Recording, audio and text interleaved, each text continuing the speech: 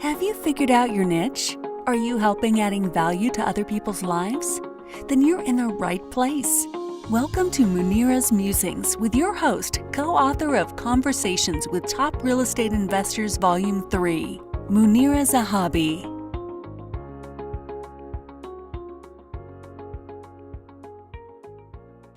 Greetings from Chicago. This is Munira from Munira's Musings. Welcome to another edition of the show. We have our guest here, Andrew Lassise. Hi, Andrew. Thank you so much for coming. Hey, thanks for having me. You are welcome. You have an extraordinary story. So Andrew has reformed his life because he did a few things, and we want to hear about that. But he did a few things, and then he came out strong, and now he's a coach, right? So, yeah, that's correct. Welcome to our show. Thank you so much. We are looking for people who have niches. So if you want to be on our show, please come and contact me, and let's get you here. Let's get your story heard. I am Munira Zahabi. I am the niche navigator. I help coaches and businesses find their niche, because a niche is their cornerstone. And you want your cornerstone to be strong, because that's your foundation of your business. Thank you so much for being on my show, everybody. For those of you watching, and if you like us, please like, share, and subscribe to the channels. My show, Munira's Musings, came about because I met extraordinary people doing extraordinary things, and they didn't think they were doing so good. So I took it upon myself that I was going to send out this message and share their message and themselves and their accolades on my show, because it's all about niches. So without further ado, hi, Andrew. Thank you so much for being on my show. Yeah, I'm really looking forward to it. Well, thank you. So tell us a little bit about yourself. All right. So my story, just growing up, it's kind of been the story that I was told my whole life, was that you go to school, you get good grades, you'll get a good job. That's how you'll be successful. So my goal in being successful, I went to school, I got good grades, I got a degree in financial planning, and I graduated in 2009 during one of the worst recessions in U.S. history. And nobody was trying to hire me, even though I was told my whole life, though, I got good grades. I got a degree. Why aren't people trying to hire me? And I graduated with a degree, but one of the other things that I left college with was an addiction to alcohol and other addictive substances. And my life, once I couldn't get the jobs that I thought I deserved, even though I had never done anything before in finance, I was just a kid with a college degree. So even though I couldn't get that job that I thought that I deserved because I got good grades, I just started drinking a ton. And I was working in the restaurant industry, and it was kind of one of those, you know, you look at your life and it's kind of a what happened type deal. And so when I was 16, I was working in a restaurant, and then I went to college, got good grades, like they said, graduated, and then I was waiting tables at 23 with a degree, and nothing had changed in my life. And so because of that resentment just at the world and how I thought everyone owed me something, I just started drinking, and drinking a lot, and drinking. It changed from multiple times a week to every single day. And it all kind of came crashing down. It was January 25th, 2013. I was at a hockey game, or it was the 24th, like going into the 25th midnight. And there's my son in the background. I apologize if he tries to steal the show with his crying. But so I was driving home from a hockey game in a complete blackout. And I came out of the blackout, and I look at my rearview mirror, and I see the red and blue lights flashing. And the first thing that popped to my mind was that I had half of a bottle drank of Fireball whiskey. in my passenger seat, and I didn't want to get an open container charge. So while I was getting pulled over for DUI, I started chugging whiskey, and everything just collapsed. I get pulled over. The cop says, "Do you know why I pulled you over?" I was like, "I'm wasted. Just arrest me." I threw up all over myself. I threw up all over my car. Went back into a blackout, woke up in my house, barely remembering the night except for that I was arrested and something happened. And I called my father that morning, and I was just absolutely crushed. It was just one of those feelings where you just remember exactly how terrible you felt. And at the time, I thought that was the worst thing that ever happened to me in my life.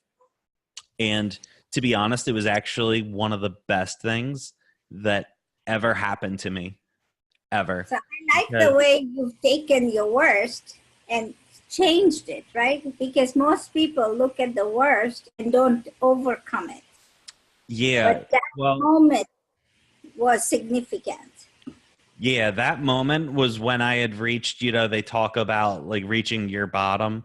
And while it's not as terrible as a lot of other people's, it was what I needed to realize that I need to make a change in my life. I can't keep walking around with this, well, don't you know who I am? I have a degree. I got good grades, and I have nothing to show for my life. I'm just an alcoholic that can't stop drinking, that thinks the world owes him something, and I wasn't owed anything. So the state of Maryland decided that Maryland's probably not the best place for me.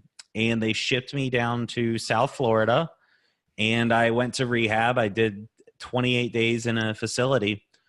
And I thought there that having knowledge on addiction and alcoholism, I thought that the knowledge was going to get me somewhere, which it really didn't. So I realized that my knowledge wasn't going to get me anywhere. I had no practical application of anything that I had learned in my life. I just had a bunch of knowledge and book smarts. And that was sort of the foundation of the last 6 years of my life. And I recognized that action is what people judge you on, not how much you know, not how much you read, not what degrees you have, this and that. All people look at is what you're actually doing. And so I joined a 12-step program. I got connected with people who were actually doing things with their lives, not just talking about it, because I loved to talk about what I was going to do and how smart I was, but people who were actually doing things, which completely changed how I looked at everything. And one of the big things, the big takeaways that I've been applying to the last 6 years of my life. Now, that DUI was in January. I didn't get sober until March 23rd of 2013. So there was a 2-month gap of still ruining everything. But God willing, tomorrow will be 6 years of continued sobriety, but not because I have knowledge that drinking and drugging is bad for me, but because I take action every single day to ensure that I continue to have sobriety. And with that sobriety, I can help other people. And on the topic of niches, it's not only been I have suffered from alcoholism and I can help people, and that is a niche in itself. But I've also, after being sober for 1 year, I started my first IT company. It's called Rush Tech Support. And that company's grown to over 10 million in sales. We've got dozens of employees, several offices, and it's been a really, really crazy journey, to say the least, over the last 5 years.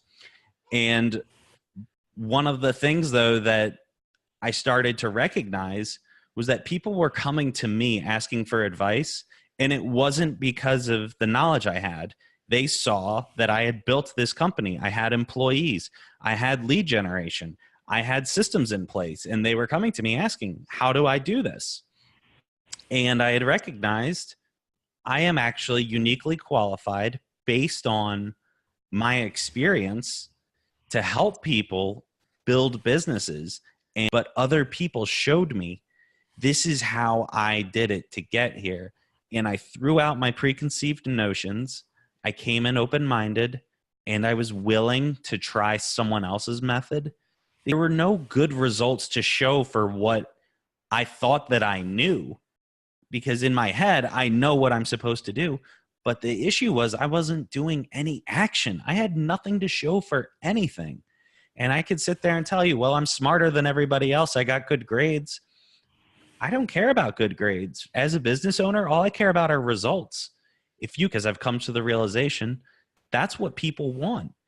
And when I've discovered that my niche is taking the solopreneur who thinks that they have to do everything in their business, because the mindset is that if I do everything, I get to keep everything.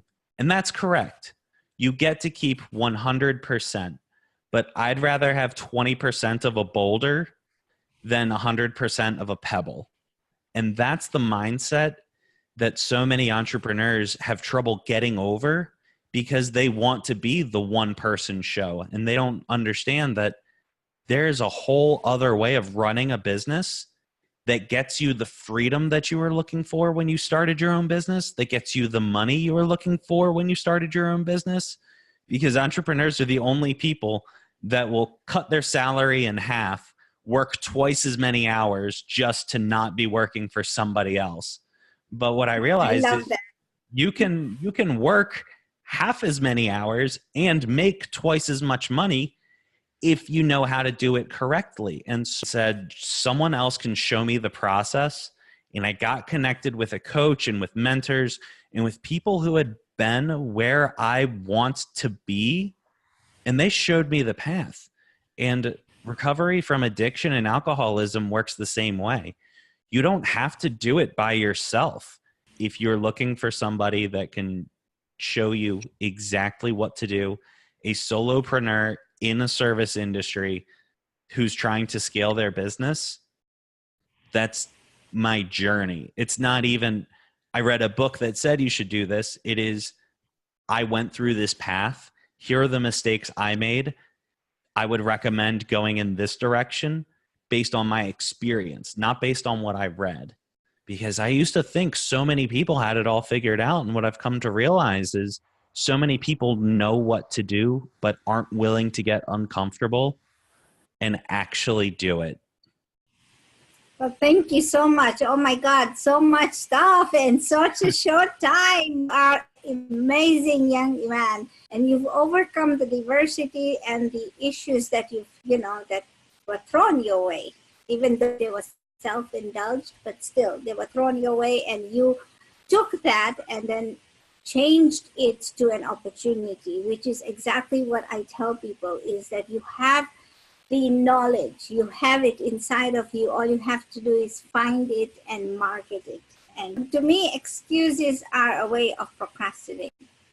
Absolutely. And there's no benefit to them other than you can tell yourself that it's not your fault. You just have to do the work. That's all there is to it. And no amount of planning will get you ready for the real world. How do people find you, Andrew? You could find me at lassisecoaching.com. That's LASSISE coaching.com for information on the business where I'm coaching solopreneurs how to grow their businesses, or for fixing your computers. My IT company is www.rushtechsupport.com. You can give us a call. We can fix pretty much everything, and you don't have to bring the computer into us. You just click the button, give us a phone call. We connect over the internet. And that's a big part of why I was able to scale, because it's, even though we're in South Florida, we can fix anything in any country. Many of my clients are coaches and businesspreneurs, and they're doing it all themselves. And this is a message that they need to listen to, because here's the thing. Yes, you're taking action, and sometimes you're frustrated. All you need is one coach or somebody who is going to push you over the edge and say, scale your business into a higher level. And I like the fact that from 36,000 you went to $1.7 million. It's like amazing, right? And it's everybody's dream to do that. So if Right. you are in the boat and you are still not scaling to where you want to be, go ahead and make that leap. Go ahead and call Andrew Lassise. You have the ideas inside of you. All you have to do is take action and step out of the box. Don't take care of yourself. We'll be in touch. For those of you watching, please like, share, and subscribe to the channel. We'll see you next time on Monday for another episode of Munira's Musings with another great guest with all his niches and all his, all his Thank you. advice. Thank you. Bye. Thank you for listening to this episode of Munira's Musings with your host, Munira Zahabi. If you enjoyed our show, please share and subscribe to this channel. And for more content, please join our Facebook group,